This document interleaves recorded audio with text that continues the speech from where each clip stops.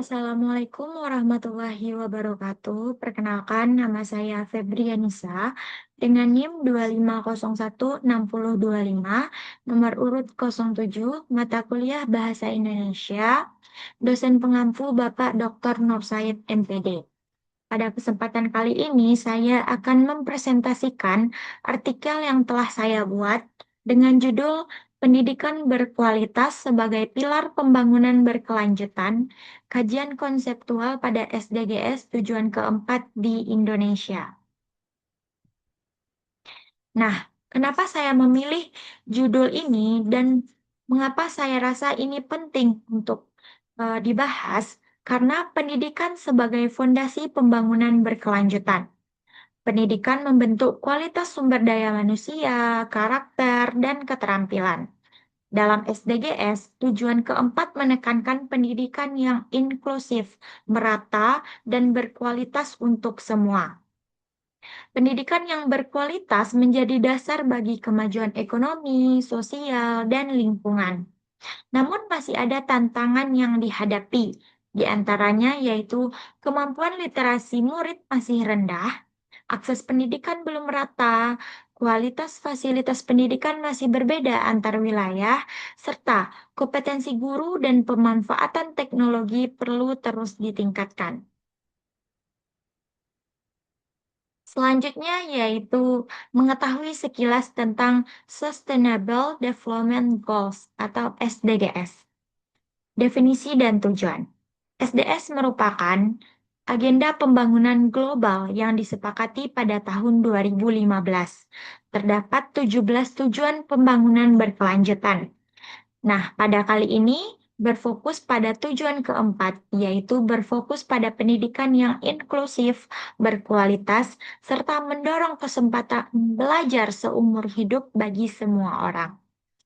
Nah, pendidikan berkualitas dalam SDGs mencakup yaitu kurikulum yang relevan dengan kebutuhan zaman, serta pengembangan kompetensi abad ke-21 yang disebut dengan M4C. Yang pertama yaitu critical thinking, berpikir kritis. Yang kedua yaitu creativity atau kreatif. Yang ketiga yaitu communication atau komunikatif. Dan yang keempat yaitu collaboration atau kolaborasi. Dan terakhir yaitu penguatan literasi dasar dan literasi digital. Selanjutnya yaitu dukungan kebijakan yang telah ada di Indonesia, yaitu Program Indonesia Pintar atau PIP. Yang kedua, sertifikasi dan pengembangan guru. Yang ketiga yaitu pembangunan fasilitas pendidikan di daerah terpencil. Namun pelaksanaannya masih menghadapi berbagai tantangan yang perlu diatasi bersama. Selanjutnya yaitu kondisi pendidikan Indonesia saat ini. Meskipun berbagai program telah dijalankan, kualitas pendidikan Indonesia masih menghadapi beberapa tantangan utama. Yang pertama yaitu tantangannya literasi. Hasil PISA 2022 menunjukkan kemampuan literasi murid di Indonesia masih di bawah rata-rata OECD. Yang kedua, yaitu siswa masih mengalami kesulitan dalam memahami bacaan dan berpikir kritis. Nah, tantangan yang keduanya yaitu pemerataan. Fasilitas dan sumber daya pendidikan belum merata. Yang kedua, masih terdapat kesenjangan antara daerah perkotaan dan pedesaan. Tantangan yang ketiga yaitu kompetensi guru. Guru perlu terus meningkatkan pengetahuan dan keterampilan.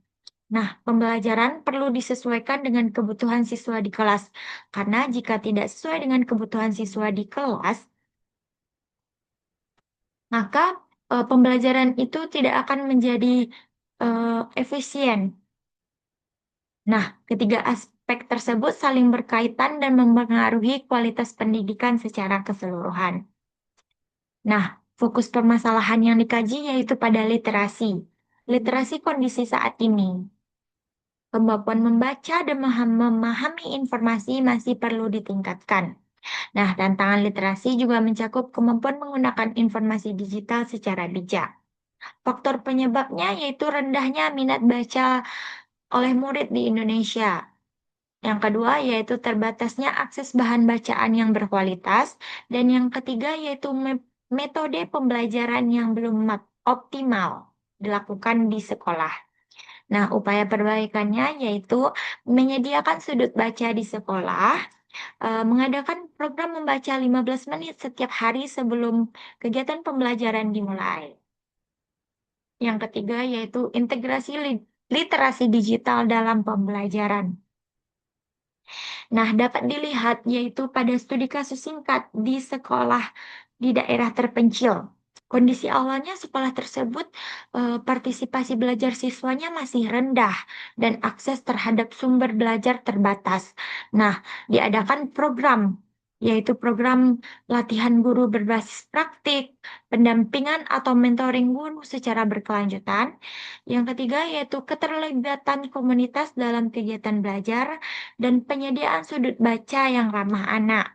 Nah, hasilnya membuktikan bahwa setelah dilakukan program tersebut, motivasi belajar siswa meningkat dan kemampuan memahami bacaan meningkat dalam 1 tahun. Nah, selanjutnya integrasi teknologi dalam pendidikan. Nah, peran teknologi ini sangat penting dalam pendidikan, di mana peran-perannya terdiri dari memperluas akses terhadap sumber belajar, mendukung pembelajaran yang lebih fleksibel, dan membantu proses evaluasi dan pemantauan belajar siswa. Namun, ada beberapa tantangan yang harus dihadapi. Tantangannya seperti kesenjangan akses teknologi antar wilayah, seperti kurangnya internet di daerah tersebut atau sinyal yang kurang lancar. Selanjutnya yaitu kompetensi digital guru yang belum merata. Masih banyak guru-guru yang belum bisa menggunakan teknologi secara baik. Selanjutnya, solusi yang perlu dilakukan yaitu pelatihan literasi digital bagi guru, diadakannya pelatihan literasi digital untuk setiap guru-guru, dan selanjutnya yaitu dukungan teknis yang berkelanjutan, serta penyediaan konten pembelajaran digital yang berkualitas. Selanjutnya, teknologi dan pengembangan guru. Pada efisiensi pembelajaran, platform digital memudahkan akses bahan ajar. Nah, di sini maksudnya yaitu pada pembelajaran, agar pembelajaran efisien, em, platform digital memudahkan akses bahan ajar seperti menampilkan PPT saat pembelajaran. Yang kedua yaitu efektivitas teknologi tetap bergantung pada peran guru. Nah, guru tetap memberikan arahan pada murid-murid. Selanjutnya yaitu pengembangan guru. Guru perlu mentoring dan coaching lebih efektif dibandingkan pelatihan 1 kali. Selanjutnya, guru menjadi kunci dalam menghubungkan teknologi dengan kebutuhan siswa. Intinya, teknologi akan memberikan dampak maksimal jika didukung oleh guru yang kompeten dan kondisi sekolah yang memadai. Jadi kesimpulan dari presentasi pada kesempatan kali ini yaitu kesimpulannya pendidikan berkualitas merupakan kunci pembangunan berkelanjutan. Nah, tantangan utamanya meliputi literasi, pemerataan pendidikan, kompetensi guru, dan pemanfaatan teknologi. Selanjutnya, pencapaian SDGs tujuan keempat memerlukan pendekatan yang menyeluruh dan berkelanjutan.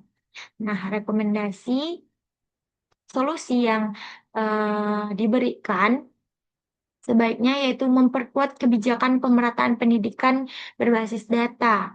Yang kedua, mengembangkan program pelatihan guru yang berkelanjutan. Yang ketiga, mengintegrasikan literasi digital dalam kurikulum. Yang keempat, yaitu meningkatkan keterlibatan keluarga dan masyarakat dalam pendidikan.